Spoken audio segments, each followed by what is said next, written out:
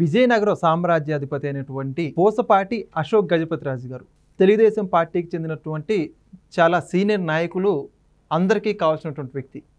అయితే తాజాగా ఆయన్ని గోవా రాష్ట్రానికి సంబంధించి గవర్నర్గా నియమిస్తూ రాష్ట్రపతి గారు ఆదేశాలు జారీ చేయడం జరిగింది. అయితే తెలుగుదేశం పార్టీలో సీనియర్ నాయకులకి ఏ విధమైనటువంటి స్థానం కల్పిస్తున్నారో దీన్ని ఉదాహరణగా మనం చెప్పుకోవచ్చు. గతంలో కూడా ఎన్నో సందర్భాలు ఉన్నాయి. అయితే ఇప్పుడు అందరిలో కూడా ఒకటే చర్చ నడుస్తూ ఉంది. తెలుగుదేశం పార్టీ సీనియర్ నాయకులకు ఈ విధంగా పదవులు దక్కుతూ ఉంటే, మరి గతంలో వైఎస్ రాజశేఖర రెడ్డి హయాం నుంచి ఉన్నటువంటి వ్యక్తులు కావచ్చు, అంటే ఆయనతో ఉన్నటువంటి వ్యక్తులు కావచ్చు, తాజాగా మాజీ ముఖ్యమంత్రి వైఎస్ జగన్మోహన్ రెడ్డి గారితో ఉన్నటువంటి వ్యక్తులు, వీళ్ళందరూ కూడా ఊస లెక్కబెట్టుతున్న పరిస్థితి.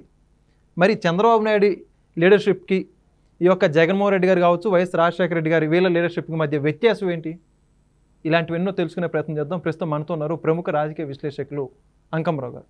సార్ నమస్కారం అండి. నమస్తే సార్, ఇప్పుడు చూసుకుంటే తెలుగుదేశం పార్టీ మొదటి నుంచి ఒక ప్రాంతీయ పార్టీగా ఉన్నప్పటికి కూడా రాష్ట్ర స్థాయిలోనే కాకుండా దేశ చరిత్రలో ఎంతో కీలకమైన పదవులు చేపట్టింది.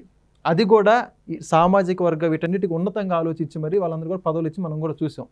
అయితే ఓ పక్క ఇప్పుడు ప్రధానంగా చర్చకు వస్తుంది ఏంటంటే, వైఎస్ రాజశేఖర రెడ్డి గారు నమ్ముకున్నటువంటి వ్యక్తులు ఎక్కడ ఉన్నారు, చంద్రబాబు నాయుడు గారిని నమ్ముకున్నటువంటి వ్యక్తులు ఎలా ఉన్నారు, వీళ్ళిద్దరి మధ్య వ్యత్యాసం అంటే మీ యొక్క అభిప్రాయం ఏంటి? అంటే ముందుగా పూసపాటి అశోక్ గజపతిరాజు గారి గురించి చెప్పుకోవాలంటే, విజయనగర సంస్థానాధీశుడు ఆయన రాజు గారు. మానస ట్రస్ట్ ద్వారా ఇప్పటి వరకు కూడా ఎలాంటి కార్యక్రమాలు నిర్వహిస్తున్నారో మనకు తెలుసు. 108 దేవాలయాలకి ధర్మకర్త. ఆ మానస ట్రస్ట్ నుంచి ఆయన తొలగించాలని చెప్పని గతంలోనే వాళ్ళ అంటే అన్నయ్య గారి కుమార్తె విడాకులు తీసుకొని వెళ్ళి ఆమె ఎక్కడో ఉన్న వ్యక్తిని తీసుకొచ్చి, కేరళలో ఉన్న వ్యక్తిని తీసుకొని వచ్చేసి సంచయిత గజపతిరాజు అని చెప్పి, అంతకుముందు లేనిది సంచయితను మళ్ళీ గజపతిరాజుగా చేసి తీసుకొని వచ్చేసి మానస ట్రస్ట్ ద్వారా ఉన్నటువంటి భూముల్ని కైంకర్యం చేయటం కోసం అప్పటి ప్రభుత్వం విజయసాయి రెడ్డి ఆడినటువంటి జగన్ నాటకంలో న్యాయస్థానాలు ఆ దేవుడు రక్షించాయి.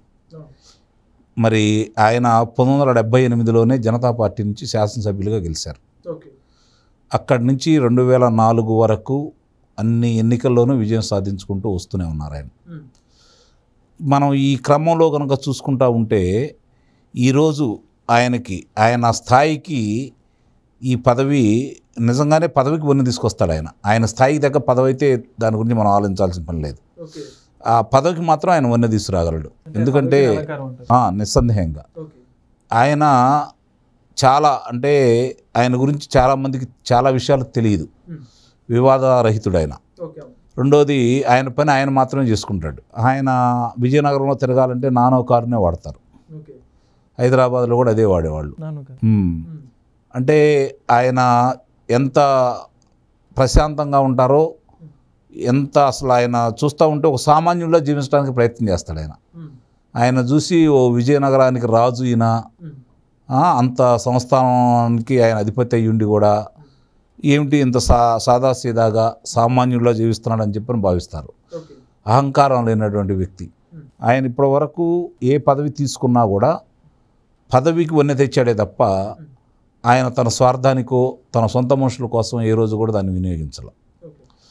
తెలుగుదేశం పార్టీలో ఆయనలో ఉన్నది ఏంటంటే, ఎప్పుడో మనకి చరిత్ర గురించి తెలుసు, విజయనగరానికి బొబ్బిలికి జరిగినటువంటి యుద్ధం గురించి. అప్పటి నుంచి వాళ్ళు వైరి వర్గాలుగానే ఉంటున్నారు. ఒకళ్ళు తెలుగుదేశం పార్టీలో ఉంటే మిగిలిన వాళ్ళు కాంగ్రెస్ పార్టీలో ఉన్నారు.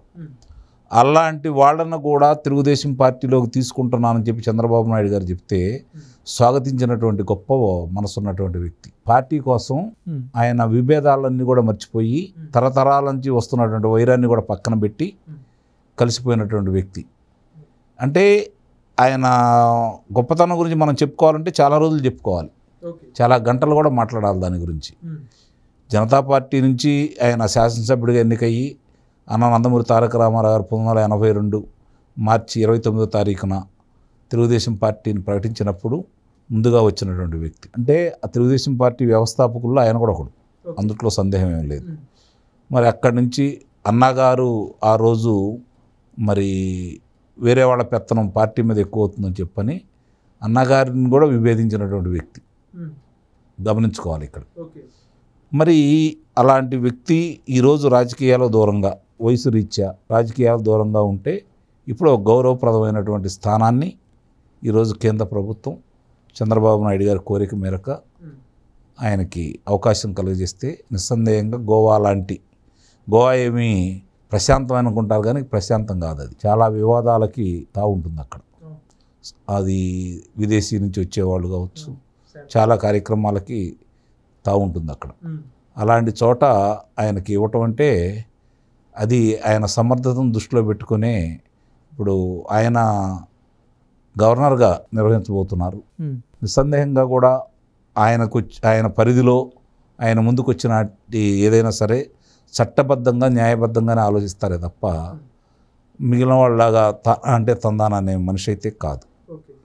అది గమనించుకోవాలి. ఇది నేను ఎందుకు చెప్తున్నానంటే ఆయన విమానశాఖ మంత్రిగా ఉన్న సందర్భంలో ఆయనకి సిగరెట్లు తాగే అలవాటు ఉంది. ఆ సందర్భంగా ఆయన విమాన ప్రయాణం చేయడానికి విమానాశ్రయానికి వెళ్ళినప్పుడు ఆయన్ని మామూలుగా తనిఖీ చేస్తారు కదా, అయ్యేమీ చేయకుండా పంపిస్తూ ఉంటే ముందుకెళ్ళి మళ్ళీ వెనక్కి వచ్చేసి తన జేబులో ఉన్నటువంటి సిగరెట్ ప్యాకెట్ అగ్గిపెట్టె పెట్టేసి ఎవరైనా సరే తనిఖీ చేయాలని చెప్పని అక్కడ ఉన్నటువంటి ఈ చెత్త వేసే దాంట్లో అది వేసేసి వాళ్ళకి దిశానిర్దేశం చేసినటువంటి వ్యక్తి. వాళ్ళ కుమార్తె మామూలుగా అంటే వైద్యురాలుగా చదువుకోవడానికి ఇక్కడ అప్పుడు మంత్రిగా కూడా చేస్తున్నారు ఆయన. వైద్య వృత్తిని చదువుకోవడానికి ఆమె వెళ్తూ ఉంటే బస్సులో పంపించినటువంటి వ్యక్తి. మంత్రి హోదాలో ఉన్నప్పుడు రాజు మంత్రి హోదా అనేది ఆయనకి అలంకారం. ఆయన రాజు, ఓ సంస్థానాధీశుడు, ఎన్నో విద్యాలయాలు నడుపుతున్నటువంటి వ్యక్తి, దానికి దానం చేసినటువంటి వ్యక్తి, కొన్ని వేల ఎకరాలు దానం చేస్తున్నటువంటి వ్యక్తి. ఈరోజు కూడా విజయనగరం ఆయన కోట చుట్టూ ఉన్నటువంటి ఏదైతే దుకాణాలు ఉంటాయో దుకాణాల్లో నామమాత్రమైనటువంటి వాళ్ళ దగ్గర అద్దె వసూలు చేస్తున్నటువంటి వ్యక్తి. అలాంటి వ్యక్తి అంత అంటే సామాన్యుడిగా జీవించాలనుకుంటాడు. ఆయన గురించి చెప్పుకోవాలంటే నేను అందుకే చెప్పింది, చాలా విషయాల్లో ఆయన ఆదర్శంగా తీసుకోవాల్సిన వ్యక్తి. అలాంటి వ్యక్తిని గత ప్రభుత్వం కావాలని అవమానాలు చేయాలని ఎన్నో చేసింది. అడ్డమైన వాళ్ళ చేతతో ఇష్టారీతిగా మాట్లాడించింది.